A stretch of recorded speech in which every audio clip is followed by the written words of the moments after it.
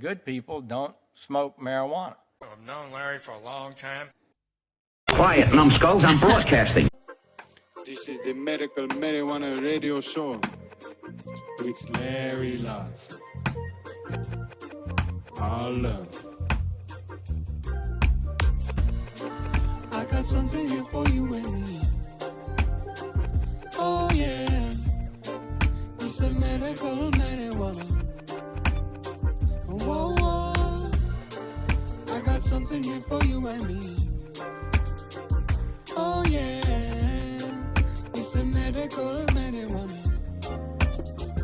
Whoa, whoa, whoa. Hello everybody, welcome to another edition of Medical Marijuana Radio. This week we'll be talking to Jason McHugh from Califari.com, which is a California art website. They also have brands in many dispensaries in California, and they have some really great artists making their art. We'll be talking to Jason in just a moment, but first let me remind you, every Friday and Saturday nights, 9 p.m. on the West Coast, midnight on the East Coast, it's Late Night with Larawana on Clubhouse. Join me there. And now, here is Jason McHugh from Califari. This is the Medical Marijuana Radio Show with Larry Love.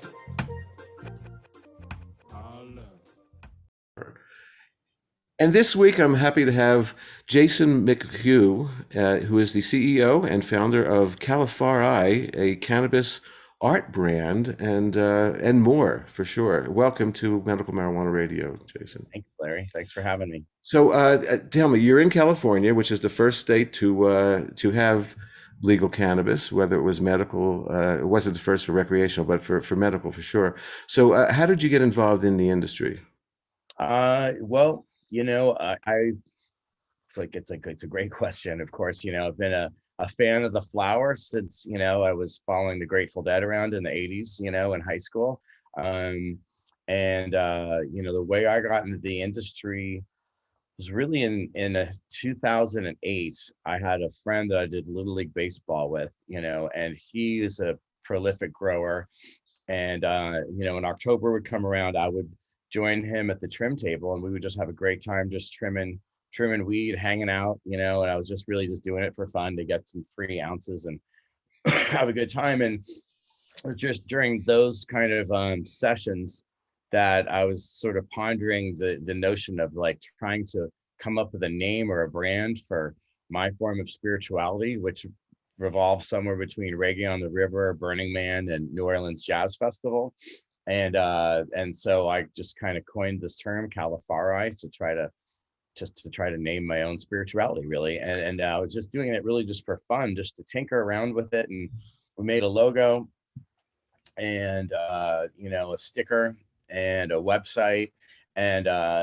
And then that same friend had a lot of like trim that he didn't know what to do with. And I had a lot of girlfriends that were into baking and knew how to make ghee butter. So we just played around and made a little edibles line, and we branded it Califari, and we used our logo. And we had this fun little circle of friends making fantastic edibles and selling them to other friends to try to pay for the whole thing. And it was just sort of like a cool little ecosystem of fun. And it was really just that, and then that kind of faded because the people that we were selling them to all started going to dispensaries. And at that point, I didn't really want to become an edibles company. I knew I could just do it for fun on a shoestring, but I wasn't really minded to, try to figure out homogeneity. Mm-hmm. I didn't come from any kind of like a cooking background or anything like that. I was coming more from a branding and entertainment background. So I didn't feel like I had the skills to do that at the time. And so, and I, again, was coming from entertainment. And so I was working on some movie projects and festival projects, and those were what I was doing professionally, and just doing cannabis really for fun. And then a couple of years later, I had some of my same grower friends approach me about wanting to start Califari as an actual business. And that's when I got serious and started making an actual business plan for what we could be if we were a company. I'd already considered the church model. I was like looking into the idea of like a cannabis church for a hot minute. And then I just couldn't get my head all the way around the church Yeah. model. Part, I believed in that because I believe cannabis is a spiritual sacrament. I believe that's my reason for using is more spiritual than medical or mhm. recreational, which is we were talking about that a little last night. And so anyway, so those guys came to me with plans that they didn't really get it. They didn't really understand. You can't just drop $50,000 into a company and expect that it's just going to take off on it and on its own. That there's a level of reinvestment, and building a company and a brand. It takes more Yeah. than just one And a plan. and a plan. Yeah, and I had a wafer thin plan in 2012, but anyway, we just weren't seeing eye to eye on how that business would grow. And so we tabled that. And then 2015, another friend approached me, and that was the right one. And so that's when we started as an LLC, and we launched as a lifestyle brand in 2015. And then in 2016, that's when we started our art program. And that's when we really started to kind of like take off as a company and get traction with an audience. So what were your first products, before you pivoted to art? What pushed you in? Our very first products were like this hat that I'm wearing, and we did these awesome 4-piece grinders, and rolling papers. We made like a line of accessories and t-shirts. Nice. And just started just as simple as that. So I'm guessing that within that design of your logos and stuff, all of a sudden you're pivoting to art, and art and packaging and branding is so important. So let's get into that.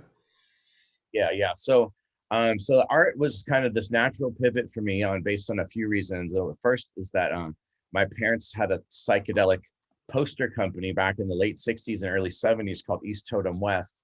And they were like an art collective of about 15 different artists that made a huge body of psychedelic work, and that sort of I grew up on. That was the in California. California. Really, I used to not work, but hang out and help out at a place on Sunset Strip back in the day called the Psychedelic Conspiracy. Okay. And there was like a head shop, and they sold posters and all that stuff. I'll bet your family stuff had to be in there for sure. Let's see if I have. Yeah, here we go. See if you recognize this poster, the White Rabbit. Oh, absolutely. Yeah. So this is the book. This book is like a retrospective on their line of posters. But the White Rabbit and the Cheshire Cat were, they were some of the most popular designs. Excellent. So anyway, yeah, here are these two designs, the Cheshire Cat and the White Rabbit, but a couple of Alice in Wonderland homages that also came out right around the Jefferson Airplane song. And so that was like my earliest influence. And my dad's joke was that he called East Totem West as like a advertising agency for LSD. That was East Totem West. By that later on. And so anyway, that had a huge impact on me. And then one of the things that I was doing right before, starting Califari in a full-time capacity was work with the band Primus. And we had just done, I got a most ridiculous job title ever, which was Wonka Tech. That was my Wonka Tech, and I had to take Oompa Loompas around the world with Primus for their Primus and the Chocolate Factory tour. And they had our drum techs came out in like Oompa Loompa bobbleheads and would do the set. And then, but earlier in the day, I would take one of the Oompa Loompas and go shoot a movie with them in every city that we went. And at the end of the night, this Oompa Loompa movie would play with iconic places in whatever city we were. With their local view, so they had a connection to all that. That's very, very cool. Great idea. Yeah, they love seeing the Oompa Loompa traipsing around their hometown, and that was my job to make it happen. So it was really fun. I literally got to tour the world with an Oompa Loompa. Wow, being on tour with a band like that must have been really, really crazy. I was involved with working for a company back in the late 70s and early 80s, making some of the first MTV videos that bands were making. They used to be called promotional videos before MTV came around. That's right. But even before MTV, you were doing music videos. Yeah. That's cool. Yeah. That's cool. Yeah. Well, yeah. Primus is definitely music video superstars, and I'm psyched to be working with them, and getting to do that tour was really cool. And the influence that it brought to me was that they do gig posters every night by a different artist that celebrate that one night, and they sell out, a couple hundred posters each night, and there's a huge line for these posters, and they're just a real thing. It's for collectors. And I had this epiphany that we needed this style of kind of gig art or festival art applied to cannabis, because people like have reverence for their favorite cannabis strains in the same way that they love their favorite music bands. Absolutely. Well, are you familiar with Wolfgang's Vault? Oh yeah, definitely. Let me tell you, man, the fact that they saved so much of that stuff, and those artists, and I mean, I love that art. And so tell me about how you found your artists. What did you do to get into this pop cannabis art? Yeah. Well, I basically started right there with Primus Tour, and I went after a few of the artists that contribute to the Primus series. This guy Matt Lunig, another guy Jesse Hernandez. Those were the guys that I went after to start with. And then from there, I've just been networking with friends, or I'm always searching for an artist on Instagram. And one of my beliefs too is just that, like, there's not one type of cannabis lover. It's very as diverse as the human race is the diversity of cannabis lovers. So I'm trying to reflect that in the art by getting different people from different countries, different sexes, different backgrounds to contribute to the series. And so far we have 27 artists from 9 different countries, and we have 65 designs to date so far. We've been doing it for like almost 5 years now. Do you have a little sample of something? I mean, I see a big poster in back of you, Forbidden Fruit, for one. So here's just, I have this wall here, but here's Wi-Fi OG by Seth McMahon. This one's here. We've got Ice Cream Cake by Nate Love or Nate Gonzalez. See what else. Nate Love might be related to me in some way, maybe. You're right. He might be. Now this guy, actually, this is an artist. This one I was really excited to get. This is a bittersweet story, because this is by artist Pat Ryan, who passed away last year. Oh man. And he is basically, I consider him the godfather of cannabis strain art. So he's been doing strain art since the 70s. He worked with Gilbert Shelton of the Freak Brothers, and he worked with like Mouse and Kelly, and he really, at least he was the first person I ever saw do any kind of strain art. And he was doing let's see if I might have it handy, his postcard collection. Let's see. No, I don't know if I do. But he's someone that you should look up if you're interested in strain art. Pat Ryan, and he was part of the Aristogang that was with Mouse, and his group of like rebellious Marin artists from the 70s that were just making really cool stuff. So he really, to me, started strain art by doing these. Have you brought back some of that designed in the 70s stuff, and are you putting that out now?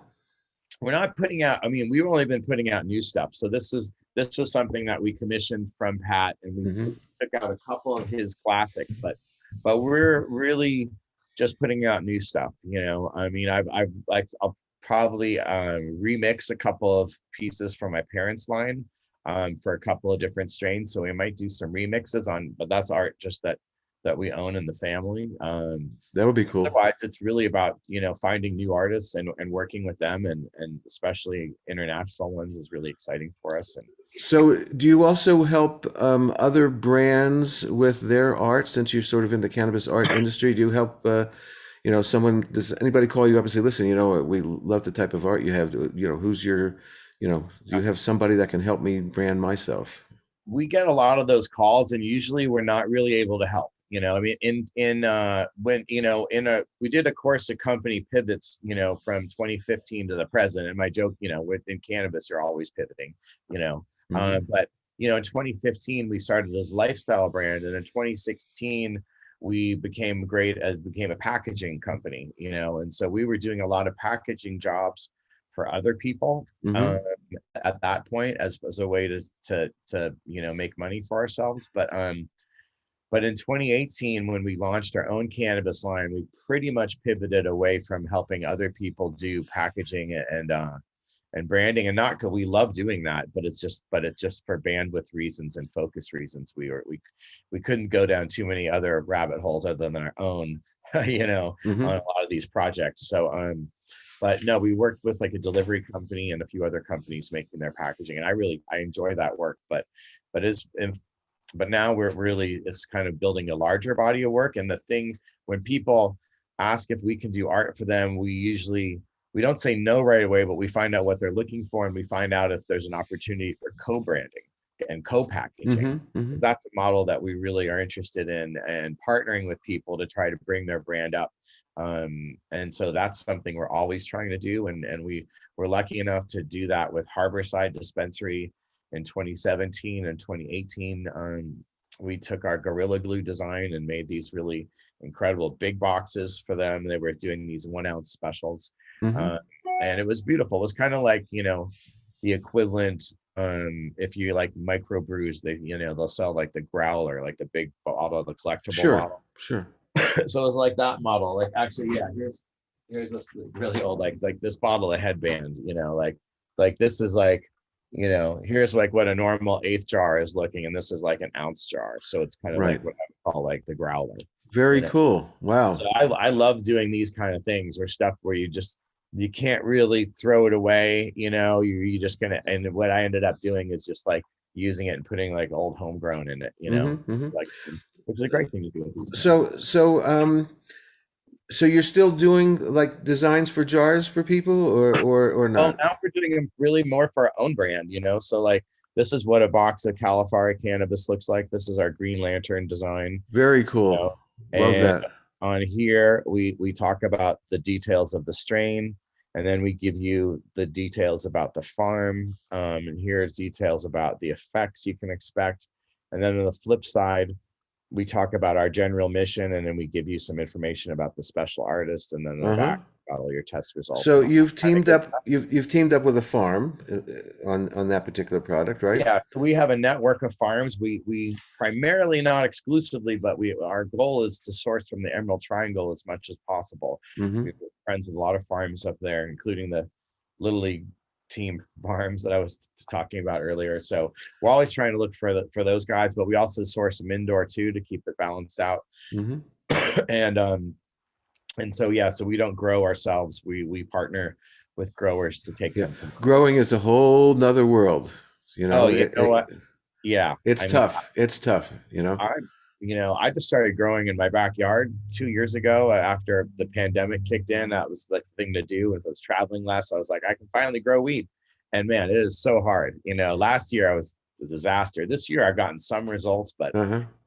it's really, it's hard. I mean, it's fun if you're doing it for fun. If you're doing Yeah. it for a thing, there's so many things that can go wrong and be so frustrating. And I just have huge respect for all the farmers. So well, oh, I do too, because I have huge respect for companies who are coming into the business for trying to find good growers, because it's a very tough niche to find the right people, you know. So where besides your website, where I looked at earlier today, you know, a lot of the posters and stuff is up there. I noticed also a video that you had on your website in regard to dispensaries. So do you put the artwork in dispensaries for them to sell as well, or tell me about all that?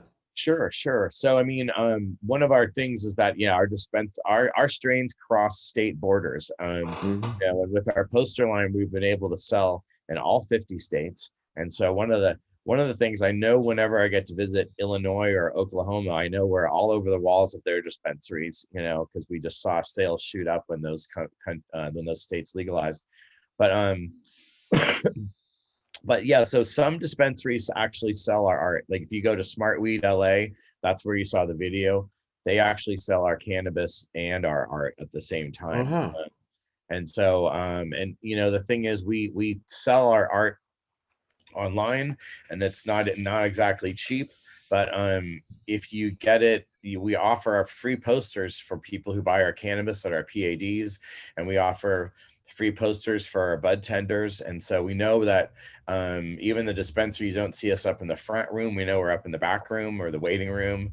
And yeah, I mean, we when it's really fun to bring our set of posters into a room of cannabis lovers and basically just watch them sort of argue with each other or debate, and this one and somebody wants that one, or if there's a couple, there's just like always like a hilarious dialogue about which ones they need to go on their walls, and that they're all reasonably their size of Fillmore posters. And we did that on purpose because basically we kind of feel like if you're a cannabis lover, you probably don't have just one strain you like. You probably like 3 to 12, you know. Yeah, of course. I need 3 to 12 posters on your wall to celebrate, you know. So that was very, very smart. Plus, you know, Fillmore East and West, they, you know, all those designed Wolfgang posters that we were talking about, just where they set the standard, I guess, for art at that time. You know, it was a mixture between the psychedelic era and actually Art Nouveau from the early 1900s, which my family was involved with art in that period of time. You know, the Alphonse Mucha art and parish prints, and you know, that was all from the early 1900s. And then I noticed that one of my favorite one that I saw, I didn't see them all though, but the Pineapple Express, that poster. Do you have a sample of that handy to show or not? No. Sure, Yeah, a little card or something. And it was. I have here. We actually did Pineapple Express hats. This is one of the beginning of our hat line. Oh, cool, dude. I'm gonna have to see. hat. I love that because that's really like, you know, the style of the 30s and 40s and so forth. And that's really a fine hat. Excellent. Love that design. Thank you. Yeah, you know, we that's designed by Cam, who's actually our company's creative director, and she's done a few. She did this banana glue design. It probably looks pretty small on the screen there. Yeah. But, she has this kind of like, I don't know if it's like it's like kind of a mid-century kind of a classic look to her. And, Sure. And you know, really like the notion with our posters is that it's the idea was a Fillmore poster crashing into a vintage fruit crate art, you know. Yes. So that's what we're trying to tap into, is we're somewhere between a music or album cover art and produce art, you know. And so we're trying to kind of marry those two styles together. That's sort of like and there's cigar art too. Old cigar art, you know. Yeah. Cigar art, and even, you know, and like you were like the old like alcohol art from Europe, you know, like for the ad posters. Those are an influence, and Maxfield Parrish for sure is right. And of course, there's old art from rolling papers. On my Facebook page and my YouTube page, I have a montage that I made. I took, you know, grabbed some images off of the internet about 10 years ago of, you know, 50, 60 different design rolling paper packages. Okay, and I montaged them all together, and I use that. So I mean, art has been involved in smoking, you know, and with cigars and with cigarettes for a long time. So you know, that style is really, really cool, and your artists just they really have a knack for being right now in pop and stuff. You know, I really love it. So art now is also available as an NFT. Okay, so do you want to tell us about your NFT project? Sure. Well, it's certainly an evolving and pivoting project, but yeah. So I mean, as an art company, we of course got swept into the NFT phase, you know, and I was not a big crypto person before NFTs came around. I like looked into it, but I never bought my own cryptocurrency or anything like that. And then in January, you know, we got a call from our friends at Merida Capital saying, let's do an NFT project. We must do this. And so it was decided in February that we're going to drop our first NFTs on 420, which we did. And we just dove head first. And of course, since we had a body of art to work with, we didn't have to start from scratch, but we wanted to create something extra cool that would just kind of elevate us. And so we took 5 of our pieces and animated our pieces, which was no small endeavor. And I really, in that process, found out that, you know, the NFT which I'll give a deeper explanation. I don't know how deep we want to go into that, but We're talking to most people that don't know what an NFT is and what art has to okay. do with it. So let's try to educate them. Okay, no Yeah. problem. Okay, so yeah, so we basically we're in Califari is embarking on a cannabis NFT program, and we started in April for 420. And basically, if you don't know what an NFT is, it's a non-fungible token, which means that it has provenance, which means that it has a history of owners. And it's something where you can prove a history of ownership, and you can make what's called a smart contract. And so why that's important is that you can create value to a digital good that it can retain, and these are just really at the beginning of the day, just like an MP4 or a JPEG or just a simple digital file, something that you got hundreds of for free, so why pay for it? Well, because it can show that it has value, like a piece of money, that it's basically accrued or gone up in value. So it's something that can basically have value attached to it. Are these NFT art pieces one of a kind, or does everybody buy the same thing?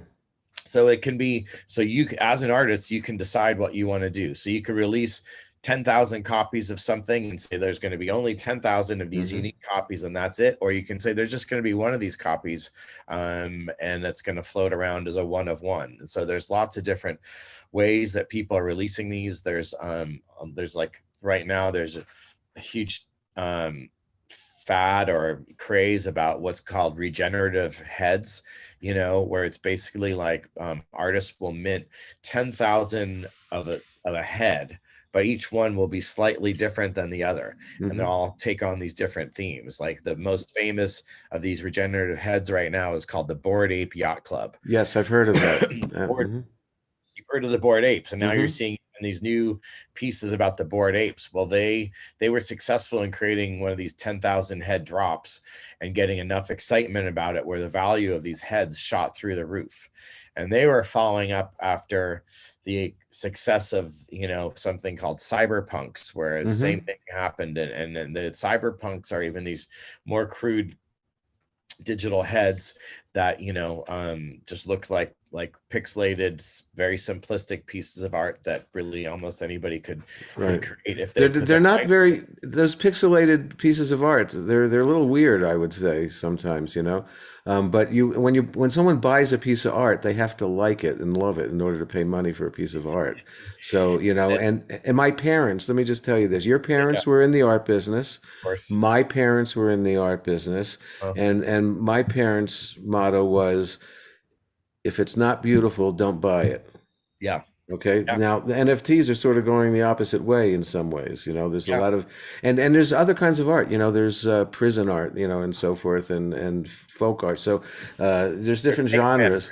There's caveman art. This NFT, some of the NFTs, it kind of feels like caveman art because it's so simplistic and whatever. And there's a lot of people who don't get it on like why would you pay for that simplistic little piece of digital trash? That's what it looks like. And so there's a lot of people who just don't get it.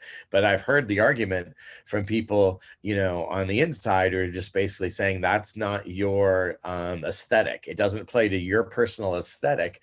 And these crypto punks do play to certain people's aesthetic, so they are beautiful to these people who are buying them, and there's other people who are just being like, what the hell? But I think looking at art history, there's a lot of people who are like don't understand contemporary artists at all. They look at a Jackson Pollock painting and think it's like a big mess that somebody just like I'll take that mess. You can give me a piece of that mess anytime. You know what I mean? Right. So it's a similar thing, just recreating itself in a different look where like one generation or one set of art critics are not going to agree with this new I don't want to call it a revolt, but it's like it's like a new revolution. Right.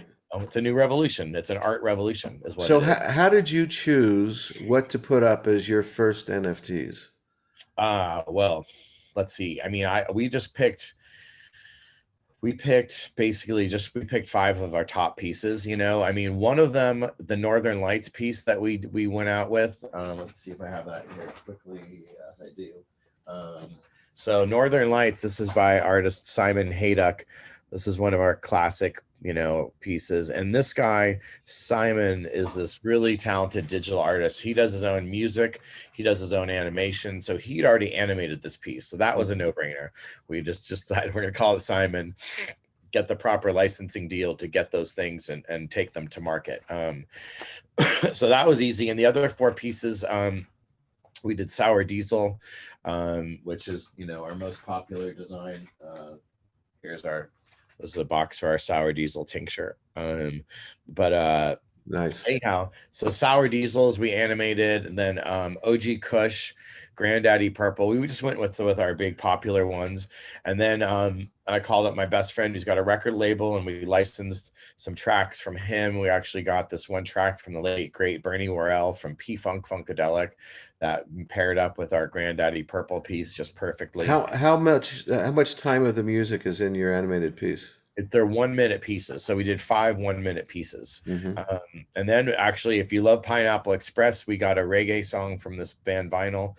And that's got kind of this reggae vibe. So like the boat does a little bit of a dance.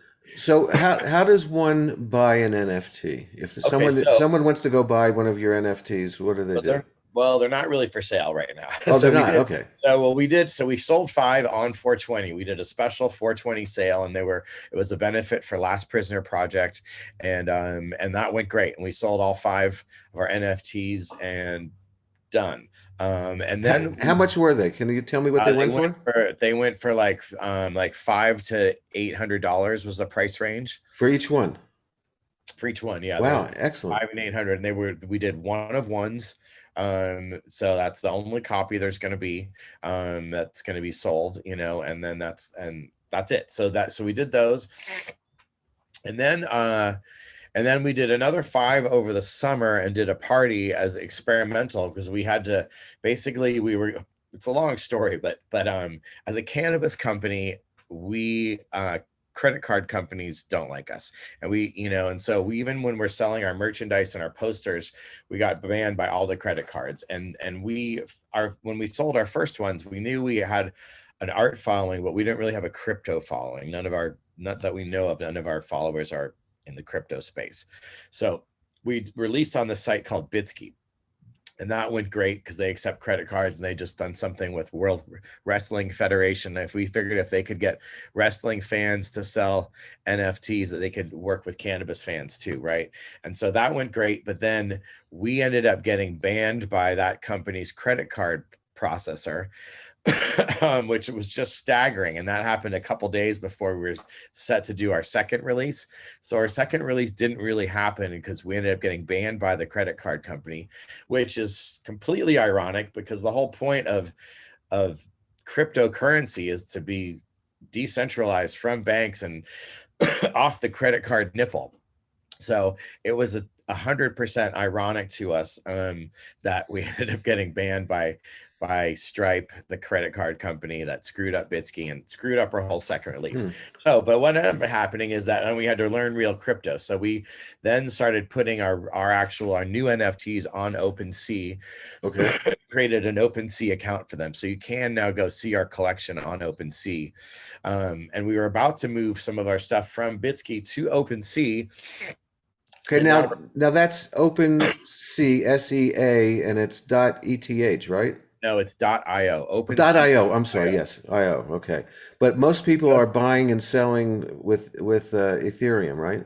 Yes, and so OpenSea is Ethereum-based blockchain sales, and you can see our collection of existing NFTs there. You can just Google or just put Califari in the search, and they'll come up. And that's where NFTs live right now. And but we're right now in the middle of our next pivot. And actually, the exciting news for anyone who wants one of our NFTs is that they're going to be free.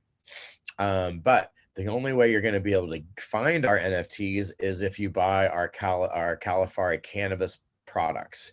And I'm not exactly sure when we're going to launch this. I don't have a hard date on it yet. So it's probably going to be in the in the winter. I'm going to say probably going to be the beginning of 2022, most likely. But that's when we're going to launch our kind of like official NFT program. We're going to be Sometimes it's the other way around though. Sometimes you buy a digital NFT and they send you like the real product, right? yeah. Oh, there's all kinds of different Yeah. ways.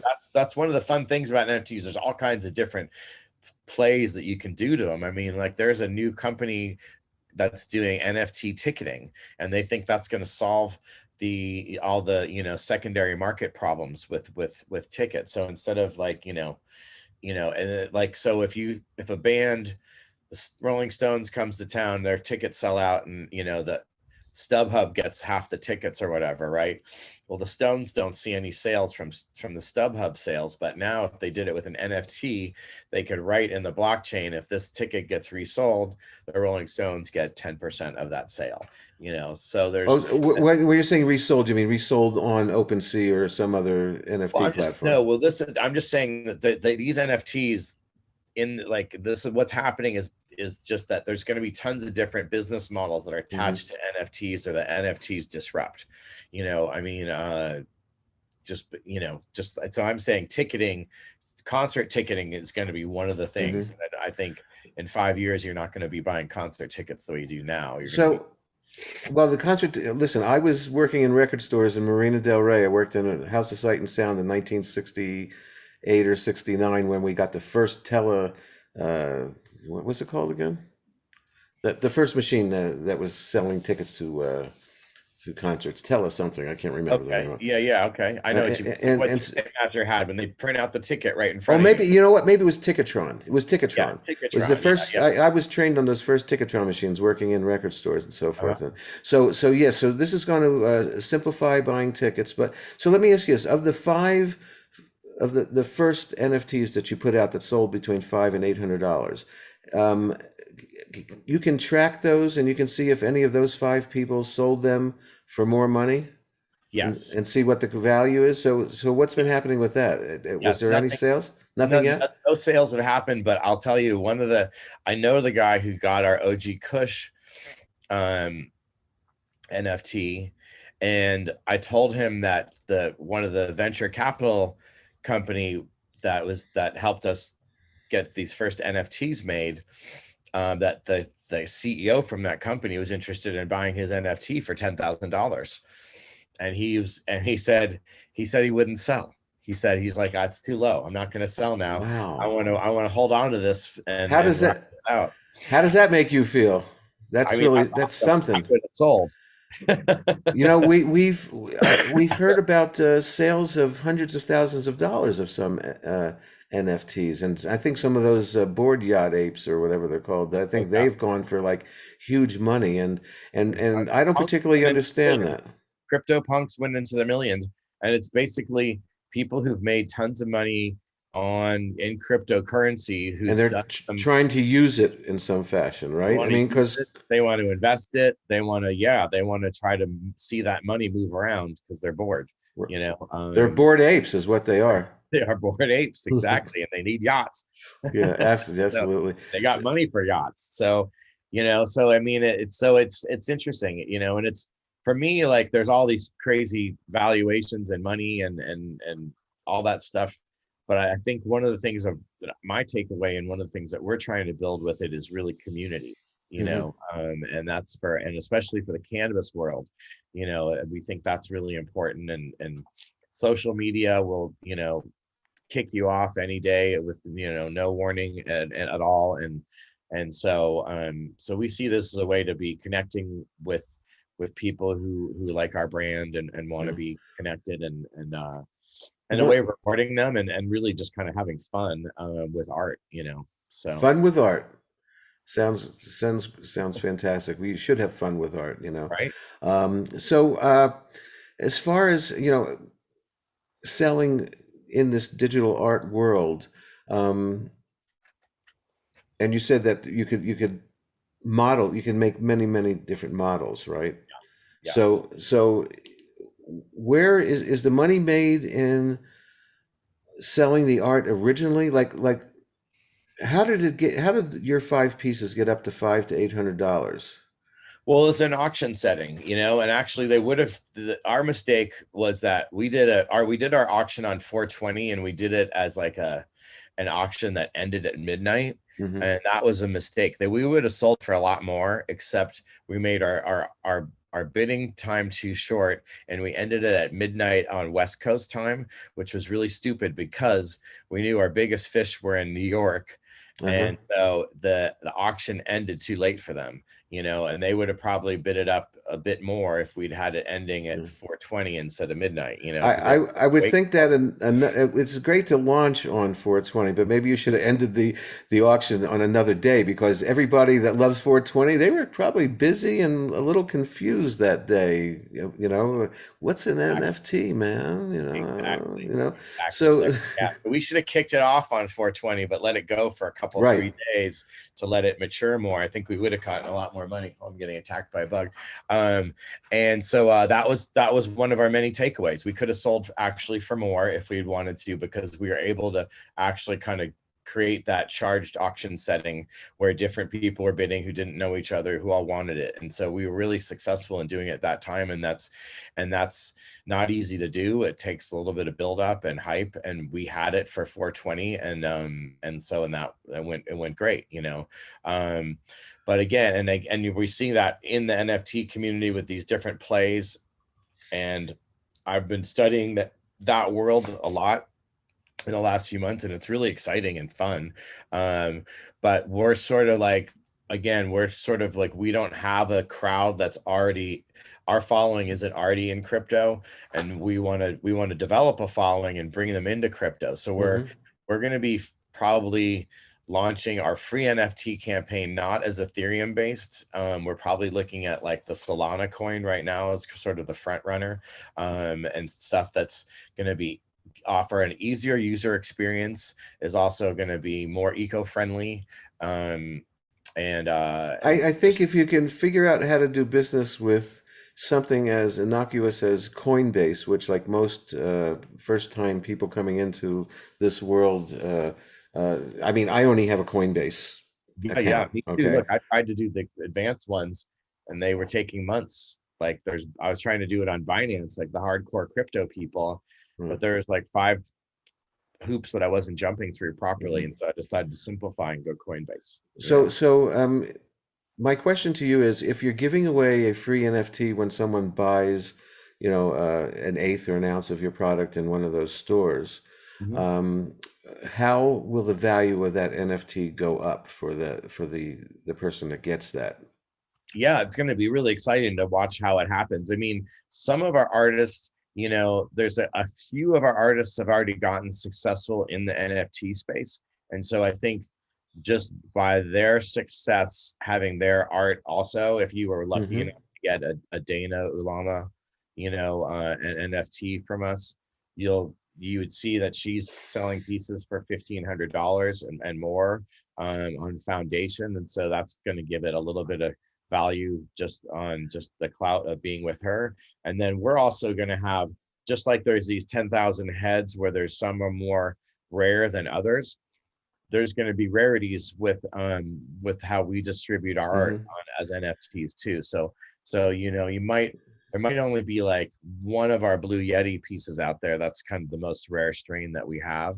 But the Sour Diesel and the Pineapple Express, those will be a little bit more ubiquitous and easy to find, and so they might have less monetary flip value.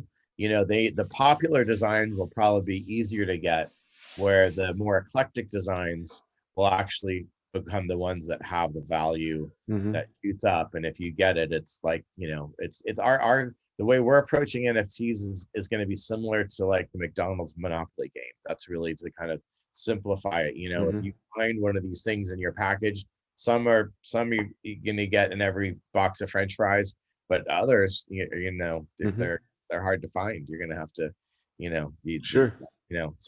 so it's going to be based on that. And then in our version 2, like the first version of the game is going to just be about collecting and getting rewards based on those collections from the brand, or possibly from third parties if somebody wants to join us. Do you show your NFTs on your website as well, or just Yes. on? Oh, you do. Yeah.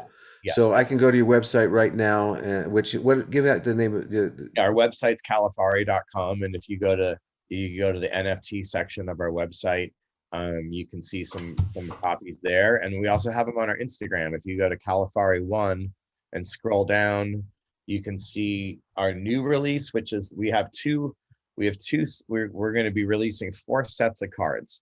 There's going to be the Genesis series, the Seedling series, the Flower series, and the Harvest series. Mm-hmm. And the Genesis Nice. series, the Genesis was what we released on 420, and those are one of ones. And then and those are completely animated. And then the Seedling series is an actual card, but the card animates, so you can see the back side and the front side, and it does a little spin. Oh, cool. And it's parallax, so they've got these sort of a 3D vibe to it. So have they done holographic NFTs yet? Yes, I want to say yes. They haven't done, I don't know, actually. I mean, I know they've done ones that look like a hologram, but have they done ones where you actually like get a hologram I see. that you could hold in your hand? Sure. I don't know if they've done that yet. So I was just looking at some of your. I was just looking at some of the NFTs while you were talking on. On your website. So we've released our high level ones, which we think will have the highest level of collectability. And the Seedling series those will be 1 of 10. And then when we get to our Flower and Harvest cards, those are going to be we're going to release those in a much wider variety. And so the interesting part will be when we get to the version 2 part of our roadmap, which we haven't officially announced yet, but we will be officially announcing all these things in the next couple of months. But basically the version 2.0 of our game will be when we can breed cannabis cards together, which basically you take 2 different cards and burn them, and a new one will be created. So it'll be sort of like you're breeding your own cannabis.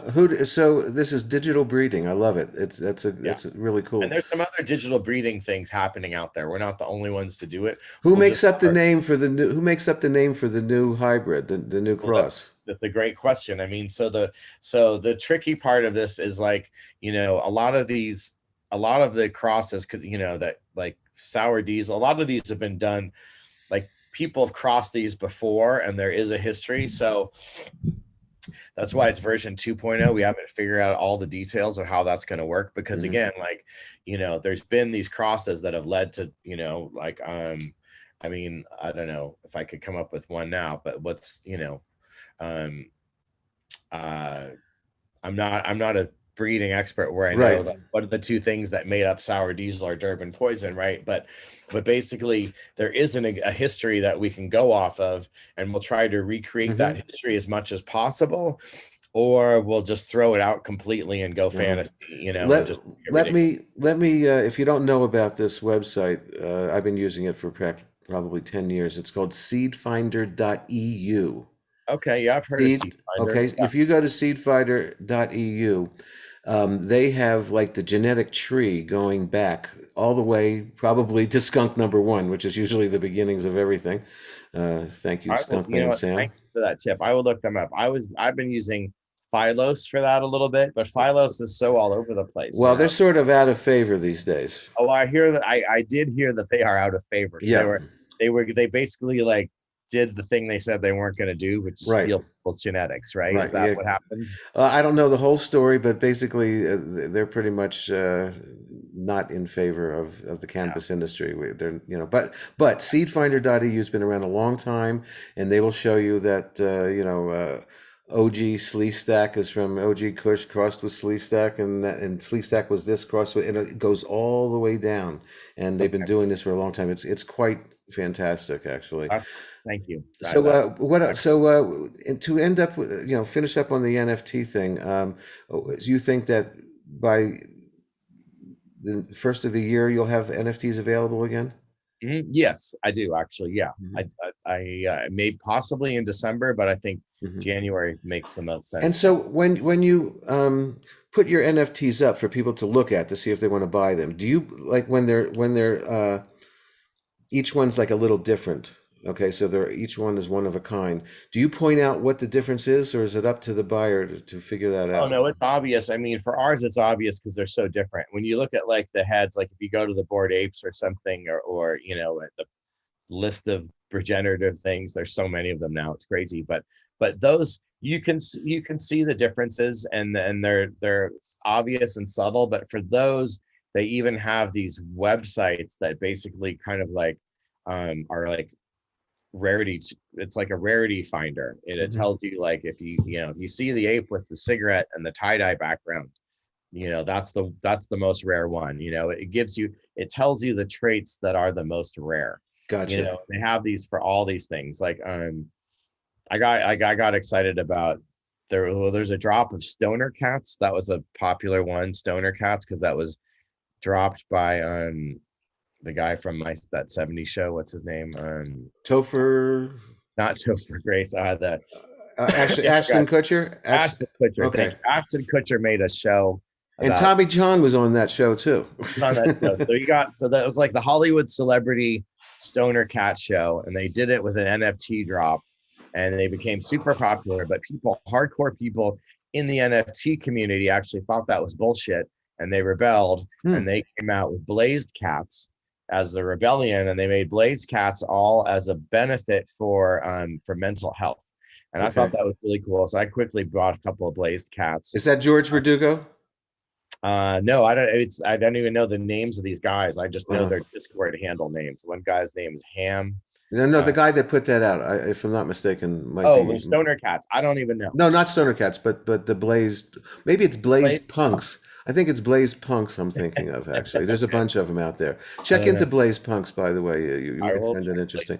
Well, what else with the remaining time we have? Is there anything that you haven't really hit on that you'd like to talk about? We want to know, first of all, where can people, how many dispensaries do you have your products in where people can go and smoke your great products and so forth? Right now, we're not in very many dispensaries. We're in only about like 10 or so dispensaries right now. We're in like 10 in Los Angeles and Marin County, and that's pretty much it. But right now we're actually like in a massive pivoting time again, because we've been a brand that's operated without a license since 2018. So it means that we've been on different distributors or farmers license. Now we finally got our own license, and we're getting our own facility that we'll be moving into in December that we're really excited about. And we're also partnering with Rove, a large vape company that's going to basically help us with our, last mile sales and distro. And that should really help us scale. And they're in 200 dispensaries. So we hope to scale up to that many over the course of this year. And we expect to start that in October. We're going to be coming out with more Green Lantern, which is this is basically like our company's favorite strain at the moment. It's Emerald Cup Award winner, grown by Lantern Farms. Ridgeline Farms also grows it. And what's the crust? Do you know what the mom and dad were on that? So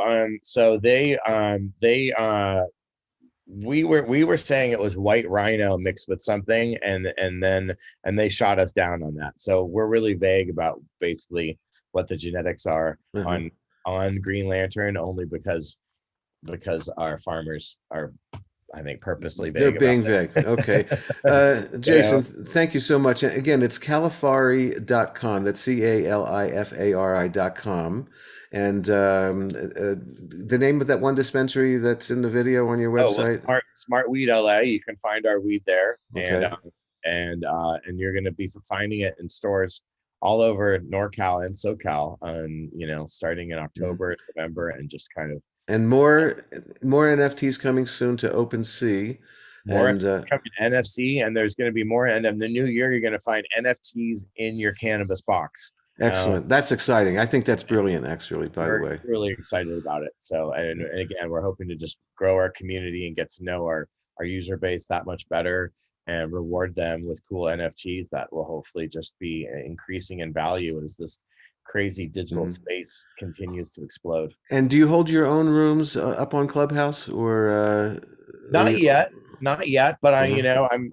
I'm getting. I would like to do that more. I've been enjoying jumping in on other people's rooms and trying Mhm. to be less shy and start chatting with the Sure. community Well, more. And I've yeah, talked with I've got a friend, Elise McRoberts, and we talked about starting a room, and we just haven't done it yet. But cool. she and I've done some Well, parties if yeah, together. she's very good. I follow her. She's excellent. And if you ever need, I'm good at moderating rooms. I'll be glad to moderate one for you, so that you don't have to worry about bringing people up and stuff. So Yeah, anyway, let's do again, it it's someday. That would be really fun. absolutely. So again, Califari.com, wonderful posters that you can buy online. What do they go for online? The posters that you $5 sell? online. 25? Yep. Wow, the quality of them looked fantastic, and I High think quality. that's. Some of our screen prints are a little more. We have some screen prints Mhm, and Chick-fil-A prints. They're usually like between 30 and $40. mhm. But all our lithograph posters are $25. And Uh, uh, and your Instagram is at Califari Califari. one at Instagram. Califari one. Someone got that ahead of you. We have Some person who I think might be dead has Califari. we And we need to look into that. Anyway, I Jason have McHugh. Jason McHugh, thank you very much. This was very entertaining, very enlightening, very artistic, and everybody should check out Califari.com. Thanks, Jason. thanks, Larry. Appreciate it. Peace and love, brother. All We'll right. be Cheers. right back after this. This is the Medical Marijuana Radio Show with Larry Love. All love. I want to thank Jason. Thank you very much for being our guest today. Also want to thank my two radio mentors, both with the initials HS. Thanks for your inspiration. Again, every Friday and Saturday nights, 9 p.m. on the West, midnight on the East Coast. It's Late Night with Marijuana. Join me. Peace and love, everybody. Peace and love. We'll be back next time. It's a medical marijuana. Whoa.